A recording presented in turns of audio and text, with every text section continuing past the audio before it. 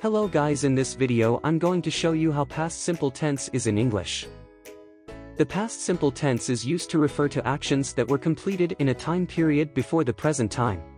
In the simple past, the process of performing the action is not important.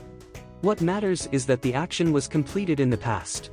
Actually, it shows that you are talking about something that has already happened and the action may have been in the recent past or a long time ago. So let's start learning. With most verbs, the past tense is formed by adding ed. Look at some examples. Called, liked, wanted, worked.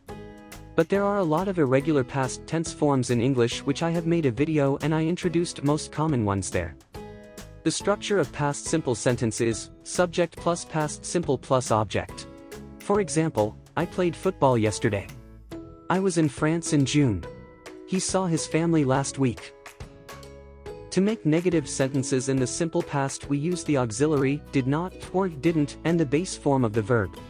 For example, I didn't play football yesterday. They didn't go to the theater last month. She didn't arrive on time this morning. To make questions in the simple past, we use did in front of the subject and base form of the verb. For example, did he clean his home last weekend? Did you play football yesterday? Did they lose the match?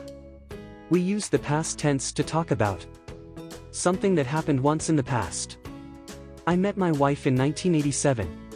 We went to Italy for our holidays. They got home very late last night. Something that happened several times in the past. When I was a boy, I walked a mile to school every day. They always enjoyed visiting their friends.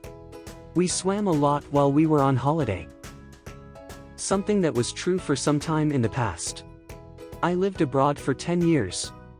He enjoyed being a student. She played a lot of tennis when she was younger. We often use expressions with ago with the past simple. I met my wife a long time ago.